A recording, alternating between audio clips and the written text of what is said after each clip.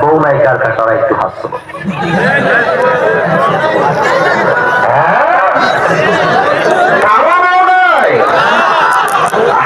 আমি সত্যি ভাবি না এটা। আচ্ছা হাত নামাও।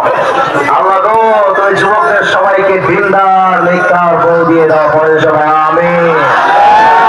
আমি সিরাজগঞ্জের মাহফিলে একটা কথা বলে যে কি পরিমাণ ভাইরাল হয়েছে কথাটা। আমি বলেছিলাম শীতকালে যুবকদের কম্বল দিয়ে শীত দূর হবে না, দিয়ে শীত দূর হবে না।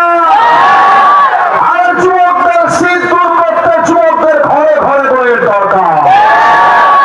পার্লামেন্টে আইন করা আছে 18 বছরের আগে কোনো মেয়ে বিয়ে করতে পারবে না। যদি বিয়ে করে তার জামাইকে গ্রেফতার করে জেলে দেওয়া হবে, এটা আইন। আমার কথা আগে ঠিক না, আগে বুঝেন। 18 বছরের আগে কোনো মেয়ে বিয়ে করলে তার জামাইকে ধরে সোজা জেলখানায়।